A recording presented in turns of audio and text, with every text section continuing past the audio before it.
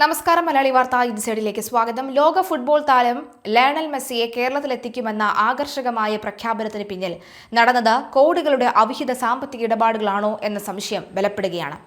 വിദേശ നാണയ വിനിമയ ചട്ടങ്ങൾ പൂർണ്ണമായും കാറ്റിൽ പറത്തിയാണ് പണം വിദേശത്തേക്ക് അയച്ചതെന്ന കണ്ടെത്തലിൽ എൻഫോഴ്സ്മെന്റ് ഡയറക്ടറേറ്റ് അന്വേഷണം ശക്തമാക്കി. കമ്പനിയുടെ വിദേശ അക്കൗണ്ടുകളിലേക്ക് ഒഴുക്കിയ തുകയുടെ ഉറവിടം കണ്ടെത്താൻ ഇഡിയും ആദായ നികുതി വകുപ്പും സംയുക്തമായി രംഗത്തിറങ്ങിയിട്ടുണ്ട്. അന്വേഷണ നടപടികൾ ഊർജിതമാക്കുന്നതിന്റെ ഭാഗമായി വിഷയത്തിൽ സംസ്ഥാന സർക്കാർ തയ്യാറാക്കിയ റിപ്പോർട്ട് ഔദ്യോഗികമായി ലഭ്യമാക്കാൻ ഇഡി അടിയന്തരമായി തന്നെ കത്തു നൽകും. കായിക വകുപ്പ് സെക്രട്ടറി തയ്യാറാക്കിയ റിപ്പോർട്ടിലെ വിവരങ്ങളാണ് കേസിൽ നിർണായക തെളിവുകളായി മാറിയിരിക്കുന്നത്. സർക്കാരിന്റെ പക്കലുള്ള മുഴുവൻ രേഖകളും വിശകലനം ചെയ്ത ശേഷമായിരിക്കും തുടർ നടപടികൾ നിശ്ചയിക്കുക. മെസ്സിയുടെ വരവുമായി ബന്ധപ്പെട്ട റിപ്പോർട്ടർ ബ്രോഡ്കാസ്റ്റിംഗ് കമ്പനി ഭീമമായ തുകയാണ് വിദേശ രാജ്യങ്ങളിലേക്ക് കൈമാറിയത്. റിസർവ് ബാങ്കിന്റെ അനുമതിയോടെയാണ് പണം അയച്ചതെന്ന് കമ്പനി വാദിക്കുന്നുണ്ടെങ്കിലും അതിനായി കണ്ടെത്തിയ പണത്തിന്റെ ഉറവിടത്തെക്കുറിച്ച് സർക്കാരിനും കേന്ദ്ര ഏജൻസികൾക്കും ശക്തമായ സംശയമുണ്ട്. ഈ പണത്തിന്റെ പിന്നിൽ അനധികൃത സ്വത്തോ നികുതി വെട്ടിപ്പോ ഉണ്ടോ എന്ന പ്രഥമ ദൃഷ്ട്യാ പരിശോധിക്കുകയാണ്. കായിക വകുപ്പ് സെക്രട്ടറി ചീഫ് സെക്രട്ടറിക്ക് നൽകിയ റിപ്പോർട്ടിൽ സാമ്പത്തിക ക്രമക്കേടുകൾ കൃത്യമായ അക്കമിട്ട് നിരത്തിയിട്ടുണ്ട്. കരാറുകളിലും സ്പോൺസർഷിപ്പ് തുക സമാഹരണത്തിലും വലിയ തോതിലുള്ള ചട്ടലംഘനങ്ങൾ നടത്തിയതായി ഈ അന്വേഷണത്തിൽ വ്യക്തമായി. സർക്കാർ റിപ്പോർട്ട് കൈപ്പറ്റുന്നതോടുകൂടി സ്വകാര്യ കമ്പനിയുടെയും സ്പോൺസർമാരുടെയും ബാങ്ക് അക്കൗണ്ടുകൾ ഇഡി പൂർണ്ണമായും പരിശോധനയ്ക്ക് വിധേയമാക്കും. നിയമവിരുദ്ധമായ മാർഗത്തിലൂടെയാണ് വിദേശത്തേക്ക് പണം കടത്തിയതെന്ന് ബോധ്യപ്പെട്ടാൽ ഫെമ നിയമത്തിലെ കടുത്ത വകുപ്പുകൾ പ്രകാരം നടപടി സ്വീകരിക്കും. ഇതിന്റെ ഭാഗമായി കമ്പനി അധികൃതരും സ്പോൺസർമാർക്കും അടുത്ത ദിവസങ്ങളിൽ തന്നെ ഹാജരാകാൻ നിർദ്ദേശം ഇഡി സമൻസ് അയക്കും. ബാങ്ക് ഇടപാടുകളിലെ ഓരോ ക്രമക്കേടും പ്രത്യേകം പരിശോധിക്കാനാണ് കൊച്ചി യൂണിറ്റിന്റെ പദ്ധതി. വിദേശ ഏജൻസികളിലേക്ക് നൽകിയ തുകയുടെ യഥാർത്ഥ ഉറവിടം തേടി ആദായ നികുതി വകുപ്പും സമാന്തരമായ പരിശോധന ആരംഭിച്ചിട്ടുണ്ട്. വ്യക്തികളിൽ നിന്ന് സ്ഥാപനങ്ങളിൽ നിന്നും സ്വീകരിച്ച പണത്തിന്റെ രേഖകൾ കൃത്യമാണോ എന്ന് അവർ ഉറപ്പുവരുത്തും. കണക്കിൽപ്പെടാത്ത പണമാണ് ഇതിനായി ഉപയോഗിച്ചതെങ്കിൽ ആദായ നികുതി നിയമപ്രകാരം കടുത്ത പിഴയും നിയമ നടപടികളും നേരിടേണ്ടി വരും. മെസ്സിയെ കാണാനായി കാത്തിരുന്ന ദശലക്ഷക്കണക്കിന് കായിക പ്രേമികളുടെ വികാരത്തെ മുൻനിർത്തി നടത്തിയ ഈ സാമ്പത്തിക നീക്കങ്ങൾ ഇപ്പോൾ വലിയ നിയമ സങ്കീർണതകളിലേക്കാണ് പോയിക്കൊണ്ടിരിക്കുന്നത്. ആവേശകരമായ പ്രഖ്യാപനങ്ങൾ നടത്തി കോടികളുടെ ബിസിനസ് കെട്ടിപ്പടുക്കാനും ശ്രമിച്ചവർക്ക് കേന്ദ്ര ഏജൻസികളുടെ ഈ ഇടപെടൽ വലിയ തിരിച്ചടിയായി മാറിയിട്ടുണ്ട്. കേരളത്തിൽ അടുത്ത കാലത്ത് ഉയർന്നു വന്ന ഏറ്റവും വലിയ സാമ്പത്തിക വിവാദങ്ങളിലൊന്നായി ഇത് മാറിയിരിക്കുകയാണ്. സ്പോൺസർഷിപ്പിന്റെ മറവിൽ വൻകിട പണമിടപാടുകൾ നടന്നുവെന്ന സൂചനകൾ പുറത്തു വന്നതോടുകൂടി കൂടുതൽ പ്രമുഖരിലേക്ക് അന്വേഷണം നീളാനാണ് സാധ്യത. വരും ദിവസങ്ങളിൽ കമ്പനി പ്രതിനിധികളെ ചോദ്യം ചെയ്യുന്നതോടെ കൂടുതൽ വിവരങ്ങൾ പുറത്തുവരും. സംസ്ഥാന സർക്കാർ നിർവഹിച്ച പ്രാഥമിക അന്വേഷണവും കേന്ദ്ര ഏജൻസികളുടെ കൊടികെട്ടിയ നീക്കങ്ങളും ഒന്നിക്കുമ്പോൾ വിദേശ പണമിടപാടിലെ നിഗൂഢതകൾ ഒന്നൊന്നായി പുറത്തുവരുമെന്ന ഉറപ്പാണ്. കായിക മേഖലയുടെ പേരിൽ നടന്ന സാമ്പത്തിക ക്രമക്കേടുകൾ പുറത്തുകൊണ്ടുവരുന്നത് വരും ദിവസങ്ങൾ വലിയ രാഷ്ട്രീയ സാമൂഹിക ചർച്ചകൾക്ക് വഴിമരുന്നിടും. ചുരുക്കത്തിൽ മെസ്സി കേരളത്തിലെത്തുമോ ഇല്ലയോ എന്നതിലുപരി അദ്ദേഹത്തിന്റെ പേരിൽ അതിർത്തി കടന്ന കോടികളുടെ സാമ്പത്തിക സ്രോതസ് ഏതാണ് എന്ന് വ്യക്തമാക്കേണ്ട ബാധ്യതയിലാണ് സംഘാടകർ. കേന്ദ്ര സംസ്ഥാന ഏജൻസികളുടെ സംയുക്ത പരിശോധന പൂർത്തിയാകുന്നതോടുകൂടി സാമ്പത്തിക ഇടപാടുകളിലെ സുതാര്യതയും ക്രമക്കേടുകളും ജനങ്ങൾക്ക് മുന്നിൽ പൂർണ്ണമായും വെളിവാകുമെന്ന കാര്യത്തിൽ സംശയമില്ല. മാത്രമല്ല IAS പ്രശാന്തും B അശോകും കട്ടയ്ക്കാണ് ഇതിന് പിന്നാലെ വന്നിരിക്കുന്നത്. B അശോകിനെ തദ്ദേശ സ്വയംഭരണ പരിഷ്കരണ കമ്മീഷൻ അധ്യക്ഷനായി നിയമിച്ച സർക്കാർ ഉത്തരവാണ് സെൻട്രൽ അഡ്മിനിസ്ട്രേറ്റീവ് ട്രിബ്യൂണൽ സ്റ്റേ ചെയ്തതെന്ന് നമുക്കെല്ലാവർക്കും അറിയാം. കൃഷി വകുപ്പ് പ്രിൻസിപ്പൽ സെക്രട്ടറി സ്ഥാനത്ത് നിന്ന് നീക്കിയ നടപടിയാണ് സ്റ്റേ. സെൻട്രൽ അഡ്മിനിസ്ട്രേറ്റീവ് കമ്മീഷന്റെ എറണാകുളം ബെഞ്ചിന്റേതായിരുന്നു അന്നത്തെ സ്റ്റേ. ഇതോടെ അശോകൻ കൃഷിവകുപ്പ് പ്രിൻസിപ്പൽ സെക്രട്ടറി സ്ഥാനത്തേക്ക് മടങ്ങിയെത്തുകയും ചെയ്തു.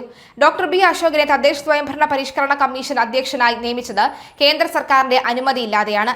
സിവിൽ സർവീസ് ചട്ടഭേദഗതി പ്രകാരം സിവിൽ സർവീസ് ഉദ്യോഗസ്ഥരെ കമ്മീഷൻ ട്രിബ്യൂണലായി നിയമിക്കുന്നതിന് കേന്ദ്ര പേഴ്സണൽ മന്ത്രാലയത്തിന്റെ മുൻകൂർ അനുമതി വേണം.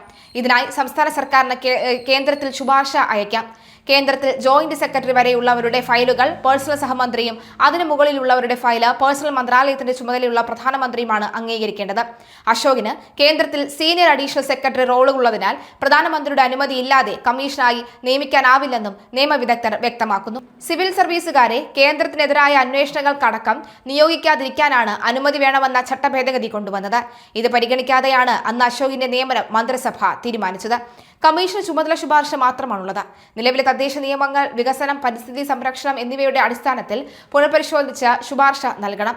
ഓഫീസിലെത്താതെ പരമാവധി സേവനങ്ങൾ ഓൺലൈനായി ജനങ്ങൾക്ക് ലഭ്യമാകാനുള്ള ശുപാർശകൾ നൽകണം.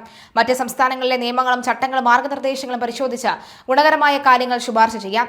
മൊബൈൽ ആപ്പുകൾ, ഇ ഓഫീസ്, ഡിജിറ്റലൈസേഷൻ എന്നിവയിൽ നിലവിലെ ചട്ടങ്ങൾ പരിഷ്കരിക്കാനുള്ള ശുപാർശ നൽകാം. പദ്ധതികൾ നടപ്പാക്കുന്നതിന് ഫണ്ട് ലഭ്യത കൂടി മുന്നിൽ കണ്ടുള്ള ശുപാർശകൾ നൽകാം. അന്താരാഷ്ട്ര മാതൃകകളും നിർദ്ദേശിക്കാം. തദ്ദേശ സ്ഥാപനങ്ങളുടെ സേവനങ്ങൾ ജനസൗഹൃദമാക്കാനും വിഭവങ്ങൾ വർദ്ധിപ്പിക്കാനുമുള്ള ശുപാർശകൾ നൽകണം. കൃഷിവകുപ്പ് പ്രിൻസിപ്പൽ സെക്രട്ടറി സ്ഥാനത്ത് നിന്ന് ബി അശോകിനെ പൊതുമേഖലാ സ്ഥാപനത്തിന്റെ തലപ്പത്തേക്ക് മാറ്റിയത് IAS നടപടിച്ചട്ടങ്ങൾ മറികടന്നാണ്. സ്ഥാനചലനം സർക്കാർ തീരുമാനങ്ങളെ എതിർക്കുന്ന ഉദ്യോഗസ്ഥർക്കുള്ള താക്കീതെന്നും സൂചനയുണ്ട്. സർക്കാരിനൊപ്പം നിൽക്കുന്ന ഒരു വിഭാഗം മുതിർന്ന IAS ഉദ്യോഗസ്ഥരാണ് എല്ലാം തീരുമാനമായത് എന്ന് വ്യക്തം. മറുവിഭാഗം ചൂണ്ടിക്കാണിക്കുന്നത് ഇതിൽ പ്രധാനി ഡോക്ടർ A ജയതിലകാണ്. ധന സെക്രട്ടറിയായിരുന്ന ജയതിലകുമായി കോർത്താണ് N പ്രശാന്ത് പുറത്താകുന്നത്. എന്തായാലും N പ്രശാന്തും കട്ടയ്ക്ക് നിൽക്കുകയാണ്. എങ്കിൽ IAS ഒരു ശുദ്ധികലക്ഷം തന്നെ നടത്തുമെന്ന കാര്യത്തിൽ സംശയമില്ല.